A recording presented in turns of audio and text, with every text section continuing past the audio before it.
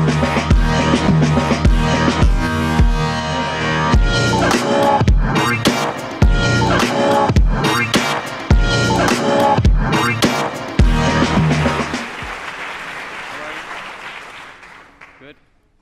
My story for you tonight begins in a bathroom. Yes. You know it can only go down from here when you start a TED Talk in a bathroom. So I'm 17 years old, and I'm getting ready to go to the United Nations Conference on Sustainable Development. I arrive at my hotel in Toronto, and within 24 hours, my whole delegation and I are going to be on the ground in Rio de Janeiro, Brazil, advocating for the polar regions, advocating to world leaders. We're a delegation of people under the age of 25 who would all travel to the Arctic and the Antarctic. I arrive in Toronto, I go up to my hotel room, put down my bag, I go in the bathroom, and I close the door behind me. And all I can think about is the journey ahead of me at the United Nations. And I look in the mirror, and I have a realization. I have to pee. So I do that, I get that done, check. Good start. Check mark. I turn around, put my hand on the door to the bathroom to leave, but it won't open. Solid. So I start giving that door everything I got, which isn't a whole lot, as you can tell, but it's a bit. So I'm giving it to this door. Won't open. Wicked. Going to the United Nations in 24 hours, and I'm stuck in a bathroom in Toronto. So I do what any good 17-year-old boy would do. I phone my mom. Give her a call. Hey, sweetie. That's not what she sounds like. How are you? Good, I've landed, but I'm in the bathroom. I'm having a lot of trouble. Oh. We haven't had this conversation in a few years. Thanks for bringing it up, Mom. But that's not the problem this time. It was last week. I'm stuck in the bathroom. The door won't open. And my mother, being, the peach she is, she reminds me that she is on Bell Island and cannot come open the door for me. Thank you, Mom. Good luck. Okay, bye. I think, what am I going to do? So I go, wait a second. I can phone the front desk. Get this solved right quick. So I give them a call. Hilton Hotel, front desk. Hi. I'm in room 656. I need you to send somebody up right away. I'm in the bathroom having problems.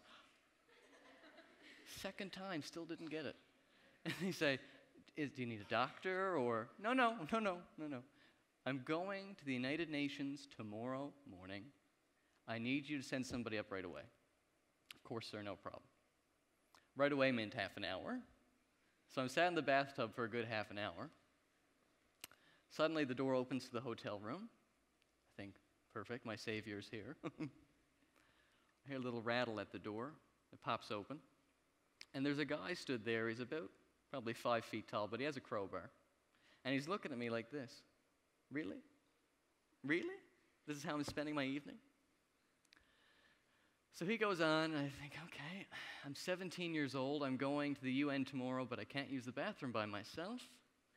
I must work harder. So I sit on the bed of my hotel room, and then it starts. I'm not good enough. I'm not smart enough. I'm not prepared enough. My clothes isn't nice enough. Somehow, I'm able to get through that and go to the UN the next day. And while I'm able to get to the UN, those thoughts don't end. About a year later, I find myself in a waiting room. And it's a waiting room I never thought I'd be in. We all spend a lot of time in waiting rooms, whether it's waiting to see your niece or nephew for the first time, or waiting to get a tooth pulled, or waiting for a final exam. But I never thought I'd end up in the waiting room of a psychologist to finally address this unnameable, unshakable thing that had totally taken over my life. And as I'm sat in the chair in the waiting room, across from me is a bulletin board. And on that bulletin board is a poster for a movie, a documentary called Planet Ocean. And that's significant because 1 year prior, Planet Ocean had had its red carpet movie premiere in Rio de Janeiro, Brazil, and I was there on that red carpet as a UN delegate. And all I can think about is, how far have I fallen? A year ago, I'm a UN delegate, and here I find myself in this waiting room, waiting to get called in. And I'll tell you what happened on that day in about 10 minutes. Generation screwed. Not very good. A big part of my life in the past 4 years has been working with young people in small groups, at conferences like this, in communities, in schools. And one of the questions I get asked the most by young people is, how did you do it? And what they're referring to is that I was fortunate in my last year of high school to win $170,000 in scholarships. And they always say, how did you do it? And the follow-up to that question is always the presentation of their checklist. Here's my resume, here's my CV, here's my list of accomplishments. And then they ask me a very dangerous question. Is this extraordinary enough? And sometimes even more insidious, they ask me, am I extraordinary enough? And it was reflecting on my own relationship with that question of, am I extraordinary enough, that ultimately led me here to talk to all of you. I have a pretty ordinary background. I'm from a 3 by 9 kilometer island in Conception Bay, Newfoundland, Labrador, called Bell Island. Any of you heard of it? Yeah, we got one. That's not a great response. So I'm from Bell Island, small place, small town. I'm from a very humble, working class family. Very ordinary, you might call it. And then, fairly suddenly, an extraordinary opportunity landed right in my lap. In my 10th year, in the 10th grade, rather, I was given the opportunity to travel to the Arctic with students on ice. And before traveling to the Arctic, I was in Ottawa, and the founder of the organization I was traveling to the Arctic with said, I need you to do me a favor. And I thought, you're taking me to the Arctic? What do you need? I'm here. He said, I need you to go on national television with me tomorrow morning at 8 o'clock. I thought, national TV, that's my life, no problem. What do you need? Of course, I'd never been on TV before. Sweating beads. So I get into the studio, I get mic'd up, sat down, monitor comes on, and Seamus O'Regan, who was the host of CTV Canada AM at the time, and of course is an MP in Parliament now, was doing the interview. He starts off with a little intro to students on ice, and then he says, Donovan Taplin, Bell Island, right? I think, oh God, he knows. Everybody knows now. And then I think about how important Bell Island had been to getting me in that interview room and to getting me to the Arctic. That expedition cost $10,000.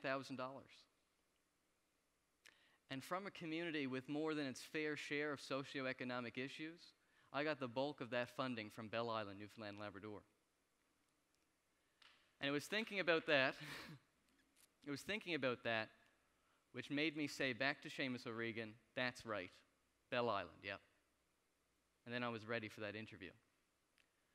What was going on? Why on national television did I suddenly freeze when somebody asked me where I was from?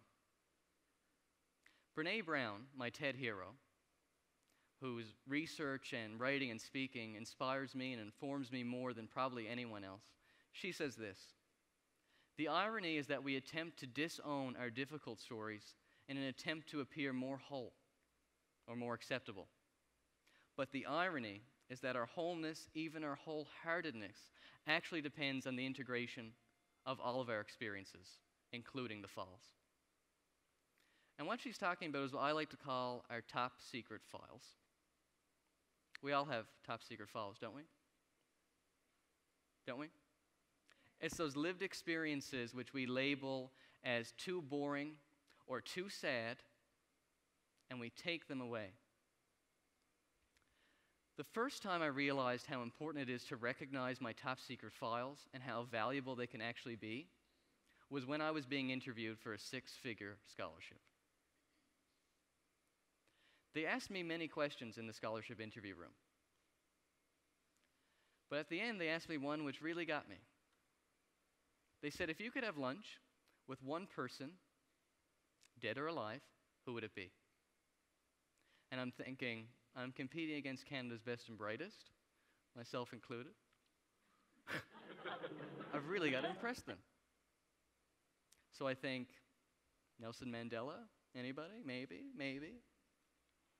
No. I think, how about William Shakespeare? If I can convince them I want to have lunch with William Shakespeare, who I'm sure would be really fun to talk to if you've read him, not a fun guy, no. If I can convince them I'd have lunch with William Shakespeare, I'm walking away with this. And then I start to have a breakdown. I start to cry like a baby in the middle of this interview because I realize what I want to say.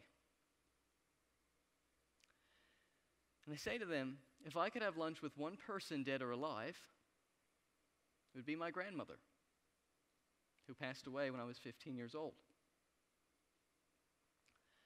She was a woman who passed away and left no house behind, no car, no jewelry, no inheritance, but what she did leave behind was stories. That was all she owned. But boy, did she own those stories. And I told them how important that was to my story. I walked out of that interview room, full of tears, almost like I am now. And about 2 weeks later, I got a phone call that I had won that scholarship. And that was a huge aha moment for me. I want to take you back now to that waiting room, where I'm sat there looking at that poster, thinking about how I've fallen. Finally, the doctor comes out and calls me in, and I sit down, and I start to tell stories. And in the couple years that have followed, I was lucky to learn a lot. What did I learn? First thing I learned was that I have depression. And I learned that after years of disowning my experiences, after years of having these top secret files, I had gained a core belief that I wasn't good enough. Have you seen Inception with DiCaprio? Maybe. Not a bad film. A little trippy, to be honest. I had really incepted myself. And I truly had a core belief that I was not good enough. That was the bad news. The good news was that I learned that oftentimes these stories that are our top secret files, those experiences that we disown, often point to some of the larger issues in society. My mental health was a top secret file because of the massive stigma that people face when they're diagnosed with a mental illness. Disowning where I'm from and my working class family, that became a top secret file because we're conditioned to believe that to own more is to be more, and to own less is to be less. About a year ago, I told my friends and family that I'm gay. Plot twist. Shocker. Oh, look at you. You all look shocked. Unbelievable response. Get your refund now.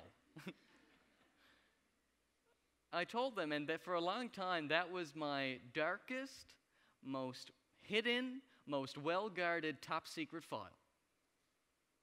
Why is that? Many reasons, chief among them is the discrimination that people still face because of who they love. That's why that was a top secret file. I learned that to challenge the experiences we've disowned embodies challenging the gross inadequacies of the status quo. I also learned that worthiness isn't a yo-yo. Worthiness is more like a parking lot. Your worthiness does not go up and down. It's flat, it stays the same, it's constant, and while you may park certain things on your worthiness so that you can't see it anymore, it always stays the same. I learned that whether it was a scholarship or whatever I was classifying as ordinary or extraordinary in my life, that my worthiness was always going to stay the same, regardless of those ups and downs. So what? The title of this talk was How to Win a Scholarship, and you're probably thinking, you bombed it. This is on your down. This is one of your downs. What does this have to do with winning a scholarship? First of all, it means that whether you win the scholarship or not, whether you get the job or not, your worthiness stays the same. But I'm also here to tell you that storytelling transcends ordinary and extraordinary. So don't get caught up labeling those experiences. What is ordinary and what is extraordinary?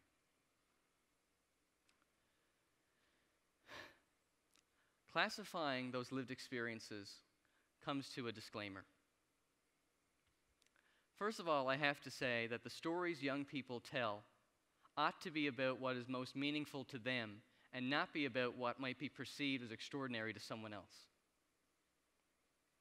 But the disclaimer I want to leave you with is this. Telling your stories is really hard work. And telling your stories in a way which resonates takes practice. And I'm not advocating that you share every traumatic or challenging experience you've ever had. We all have to deal with that in our own way and on our own time. But what I am here to tell you is that storytelling, that owning all of my experiences, declassifying those top secret files, and dismantling the labels of ordinary and extraordinary have been the greatest factor in getting elected at 19, in trying to bring about change at an international level, at taking care of my own mental health, at getting a kid from a rock in Conception Bay on this stage in front of the TEDx logo. And I'll leave you with a challenge.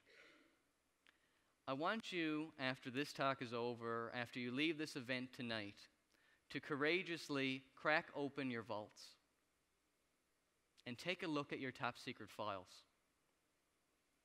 and imagine the stories you could tell and imagine the change you could make with those stories. Thank you.